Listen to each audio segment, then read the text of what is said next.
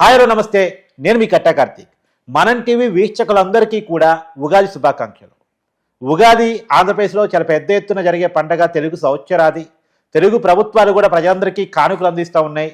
ఆ కూటమి ప్రభుత్వం పల్లె కానుక పేరుతోటి ఉగాది కానుకను ప్రకటించింది. ఈ కొత్త సంవత్సరాది రాజకీయంగా ఎలా ఉండే అవకాశం ఉంది మనం మాట్లాడుకునే ప్రయత్నం చేద్దాం. ఇటు కూటమి ప్రభుత్వానికి కానీ అటు ప్రతిపక్ష వైసీపీ పార్టీ కానీ ఎలా ఉండే అవకాశం ఉంది అనేటువంటిది విశ్లేషణ తీసుకునే ప్రయత్నం చేద్దాం. నాతో ఉన్నారు ప్రముఖ రాజకీయ సామాజిక సినీ విశ్లేషకులు చంద్ర శ్రీనివాస్ గారు. సార్ నమస్కారం. నమస్కారం అండి. ముందుగా మీకు ఉగాది శుభాకాంక్షలు. థ్యాంక్ యూ అండి, మీకు కూడా. ఏం సార్, కొత్త ఉగాది రాజకీయంగా ఎలా ఉండే అవకాశం ఉంది కొత్త సంవత్సరాది? ముఖ్యంగా అండి, ఉగాది ముందు ప్రభావం నుంచి మనం చూసుకుంటే అక్షయ వరకు 60 సంవత్సరాలు ఉంటుంది. ఇది 39వ సంవత్సరం. అది విశ్వావసునామ ఉగాది. అంటే మన చరిత్ర చెప్పే దాంట్లో మన పండగలు అన్నిట్లో ఏంటంటే మనం హ్యాపీ న్యూ ఇయర్ అని చెప్పి చాలామంది చెప్పుకున్నాం. నిజమైన సంవత్సరం ఎప్పుడంటే ఉగాదినే మనం తొలి పండుగ. ఎందుకంటే రైతులకు కావచ్చు, తెలుగు ప్రజలకి ఉగాది పండుగ. నేను చెప్పినట్టుగా ప్రభావ నుంచి 60 సంవత్సరాలు ఉంటాయి. ప్రభావ నుంచి మనం చూసుకుంటే అక్షయ వరకు ఇది 39వది. అంటే ఈ 39వ కూడా ఏంది, మనకి చాలా పవిత్రంగా చేసుకునే పండగ. అది ఈ రోజున విశ్వావసునామ ఉగాదిగా మనం చేసుకుంటున్నాం. దానికి మనం టీవీ తరపున మీకు ప్రేక్షకులకి ఉగాది శుభాకాంక్షలు తెలియజేస్తున్నాం. ఇకపోతే గత 5 సంవత్సరాల్లో అనేక ఉగాదులు చేసుకున్నాం, కానీ ప్రజలకి ఆశించినట్టుగా ముందుకెళ్ళలేకపోయారు. ఈ ప్రభుత్వం వచ్చిన తర్వాత 9 నెలలు పూర్తయి 10వ నెలలో అడుగు పెడుతున్న సందర్భంలో కూటమి అధికారంలోకి వచ్చిన తర్వాత తొలి ఉగాది విశ్వావసునామ ఉగాదికి స్వాగతం పలకాలి, మంచి చెడులు చెప్పుకోవాలి. ఒకవేళ ప్రభుత్వం ఎన్నో ఆశలతో ఆ ప్రభుత్వాన్ని కాదని ఈ ప్రభుత్వాన్ని ఎంచుకున్నందుకు వీళ్ళు ఆ దిశగా ముందుకు వెళ్తున్నారా లేదో కూడా మనం చెప్పుకోవాల్సింది. ఎందుకంటే మనకు అల్టిమేట్గా కార్తీక్ గారు, మీకైనా నాకైనా ప్రేక్షక దేవుళ్ళే అంతే ముఖ్యం. ప్రజలే ముఖ్యం. చెప్పాలి, వాస్తవాలు చెప్పాలి. అంతా బాగుంది అనుకునేది పక్కన పెట్టి, అంతా బాగుంది కార్తీక్ నీకు వీరుడు సూర్యుడు అంటే నీ గోవి తవ్వుతున్నట్టే. కార్తీక్ గారు కొద్దిగా చిన్న లోపం ఉంది, సెట్ చేసుకోమని మీరు చెప్పినా, మీరు చంద్ర గారు ఈ లోపం అని చెప్పినా అది నిజమైన స్నేహితుడు లెక్క, నిజమైన శ్రేయోభిలాష లెక్క, అంతే కదండి.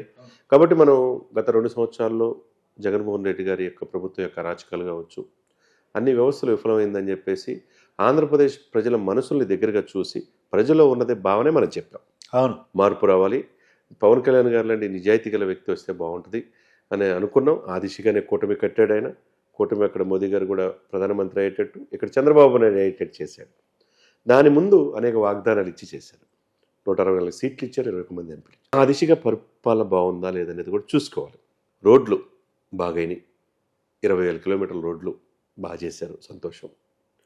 1వ తారీఖు కల్లా పెంచిన పెన్షన్లు వస్తున్నాయి, చాలా సంతోషం. జాబ్ క్యాలెండర్ రిలీజ్ చేస్తున్నారు, సంతోషం. ఎప్పుడూ పూర్తి కాదనుకున్న అమరావతి పనులు స్టార్ట్ అయినాయి. బడ్జెట్లో 15,000 కోట్లు కేటాయించారు. రేపు మాపు ప్రధానమంత్రి మోదీ గారు వస్తున్నారు. ఆంధ్రలో గోదావరి పుష్కరాలు లోపే కంప్లీట్ చేస్తాం కూడా చెప్పి 2027 డెడ్ లైన్ పెట్టారు, చాలా సంతోషం. ఇవన్నీ ఒక ఎత్తు అయితే అవన్నీ ప్లస్లు. దాంట్లో చేయలేని కూడా ఈ 9 మాసాలు మనం చెప్పుకోవాలి.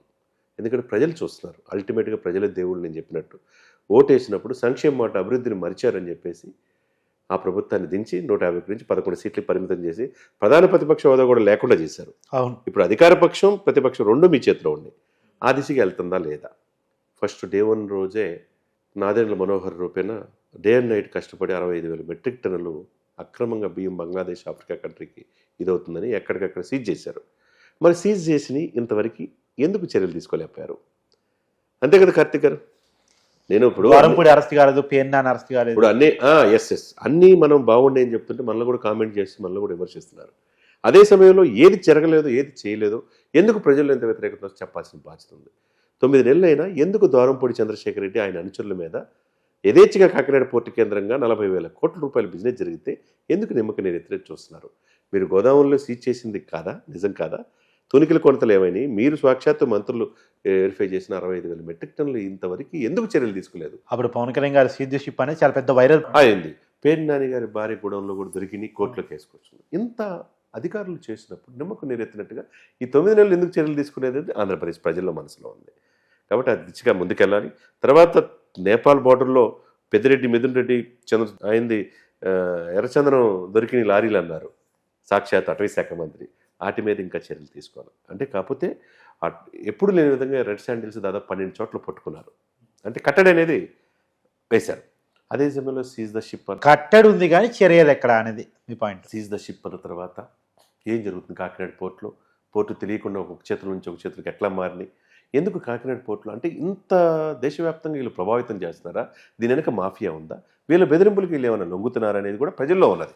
అవును. అది కూడా సెట్ చేసుకోవాల్సిన బాధ్యత ఈ కూటమి ప్రభుత్వానికి. 3 6 గ్యారెంటీల ద్వారా అధికారంలో వచ్చినప్పుడు కార్తీక్ గారు ఆ దిశగా పూర్తయినాయా? రైతులకు ఇచ్చినాయి ఇంకా కాలా పూర్తిగా. తర్వాత ఉగాది నుంచి అన్నారు, మహిళలకు ఉచిత బస్సు అన్నారు, మరి ఇంతవరకు లేదు. రేపు ఇస్తారో లేదు తెలియదు.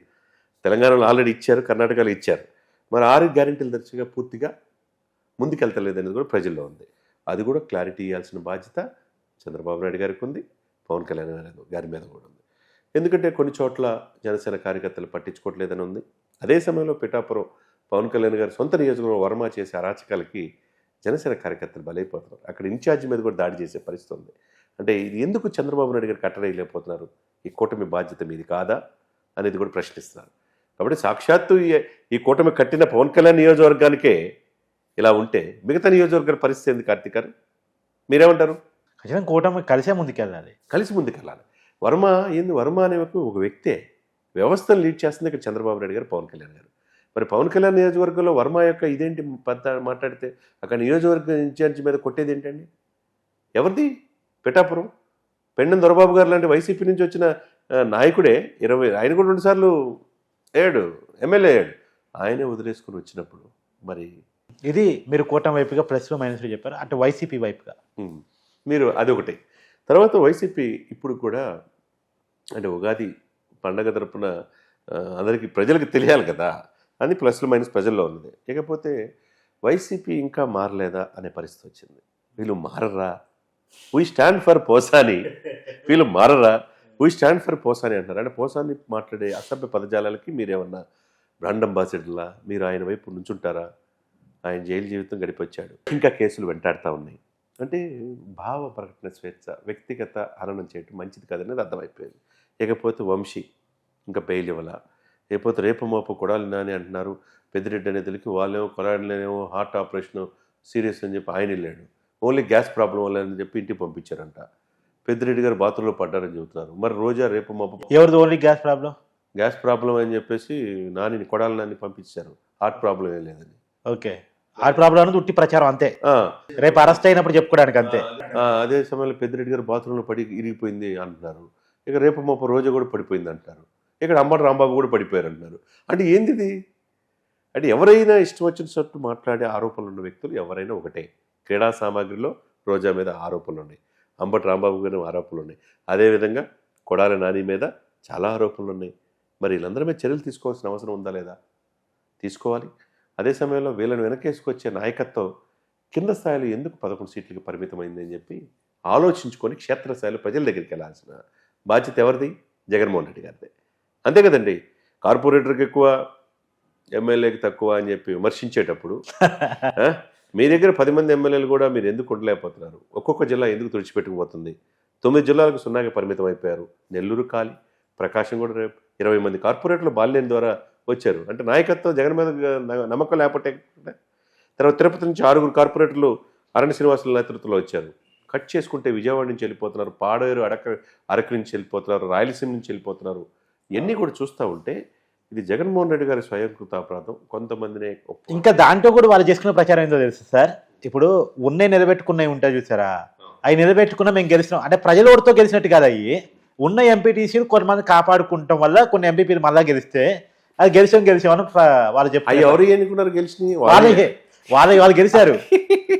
వాళ్ళు గెలిచి కూడా ఏదో గెలిచినట్టుగా లేలాపిరెడ్డి లాంటి వాళ్ళు ఎందుకు చెప్తున్నారు. అది కరెక్ట్ కాదండి. ప్రజాక్షేత్రంలో మీరు ఎందుకు 11 సీట్లు పరిమితమయ్యారు? మొన్న ఎమ్మెల్సీ ఎలక్షన్ పోటీ చేయలేదు సార్. గ్రాడ్యుయేషన్ ఎలక్షన్ ఎందుకు పోటీ చేయలేదు?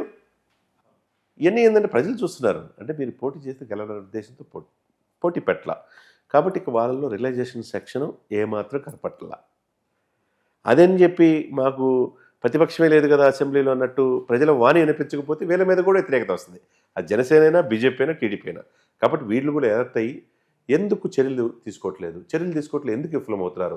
అధికార యంత్రం పూర్తిగా సహకరించట్లేదా, లేకపోతే వైసీపీ వాసనలు ఇంకా పోలేదా అనేది కూడా వినపడుతుంది. కాబట్టి దీని మీద తక్షణం ఈ ఉగాది అనేది ఏంటంటే ఏమంటారు, మనకి ఏం కల్పిస్తారు? తీపి చేదు అన్ని జ్ఞాపకాలతో మిళితమై అది ఉగాది పచ్చడి తింటాం. అంటే జీవితంలో కష్టాలు సుఖాలు ఉంటాయి. జీవితం అనేది వడ్డించిన విస్తరు కదా, సుఖదుఖాల సంగమనే కదా. మరి ఈ పర్వదినానైనా ఆయా శాఖల్లో అటు జగన్మోహన్ రెడ్డి గారిలో కూడా మార్పు రావాలి. ఆ పార్టీని ప్రజల దగ్గరికి ఎందుకు ఇదైందో చూసుకోవాల్సిన అవసరం ఉన్నది. అదే సమయంలో కూటమిలో కూడా అది జనసేన కావచ్చు, బీజేపీ కావచ్చు, టీడీపీ కావచ్చు, జనసేన కలుపుకొని వెళ్ళాలి. అదే సమయంలో టీడీపీతో కలిసి వీళ్ళు వెళ్ళాలి. బీజేపీని కలుపుకుంటేనే కేంద్ర ప్రభుత్వ ఆశీస్సులు ఉంటాయి. అంటే ఇన్ని కూడా ముగ్గురు మేమే ఐరార్కి మేము చెప్పిందే వినాలి అన్నట్టు ఉద్దేశంతో క్షేత్రస్థాయిలో టీడీపీ వాళ్ళు అసలు పట్టించుకోవట్లేదు అంటున్నారు. ఇది రెక్టిఫై చేయాల్సిన బాధ్యత ఎవరిది? చంద్రబాబు నాయుడు గారిదే. కాబట్టి ఇది ముఖ్యమంత్రిగా రాబోయే 15 సంవత్సరాలు ఆయన ఉంటాడని చెప్పి ఈయన అంటున్నాడు. మరి నెక్స్ట్ ముఖ్యమంత్రి కావాలని జనసేన కార్యకర్తలు కోరుకుంటున్నారు. మరి అది కూడా క్లారిటీ అనేది అగమ్య గోచరంగా ఉంది. ఏమంటారు కార్తికన్? అవునా కదా? ఇప్పుడు ఎల్లప్పుడూ ముఖ్యమంత్రి 2014లో ముఖ్యమంత్రి చేశారు, మా నాయకుడు అనుభవం ఉన్నది. 2019 విడిగా పోటీ చేశారు, 2024లో మళ్ళా చేశాడు. మళ్ళా ఎట్లా రాబోయే 15 సంవత్సరాలు అనేది కూడా ఒక గందరగోళమైన పరిస్థితుంది. కాబట్టి నామినేటెడ్ పోస్టులో నిన్న 47 మున్సిపల్ కార్పొరేషన్ ఈ మార్కెటింగ్ చైర్మన్స్లో ఈ ఓన్లీ 8 మాత్రం జనసేనకు వచ్చినాయని తీవ్ర అసంతృప్తితో ఉంది. 8 బీజేపీకి 2, 47లో 37 దాదాపు 8 వీళ్ళు తీసుకుంటే మిగతా అంతా వాళ్ళకే వచ్చినాయి. అది కూడా 1/3 పోస్టులు వస్తున్నాయని చెప్పి పవన్ కళ్యాణ్ గారు చెప్పారు. ఆ దిశగా కూటమి వెళ్తున్నారు. ఇది ప్రకటించిన టీడీపీ అని చెప్తున్నారు. టీడీపీ ప్రకటించిందా, కూటమి ప్రకటించిందా? ఏం చెప్పాలి చెప్పండి. టీడీపీ ఒక్కటే ప్రకటించే హక్కు ఉంటుందా? కూటమి ప్రకటించాలి. కూటమి ప్రకటించినప్పుడు కూటమి మిత్రధర్మం ప్రకారం వీళ్ళకి సరైన ప్రాధాన్యత ఇవ్వాలి. ఇది 1 ఇయర్ కాకముందే ఏ ప్రభుత్వంలో అయినా 2 సంవత్సరాల తర్వాత వ్యతిరేకత వస్తుంది. ఇది 1 ఇయర్ కాకముందే వ్యతిరేకత వస్తుంది. ఇది ఆదిలోనే తుంచేయకపోతే కూటమికి ఇబ్బందికరమైన పరిస్థితి. అన్నీ తీపి చెప్పారు, చేదు చెప్పారు. Thank you sir. అంతే కదండి.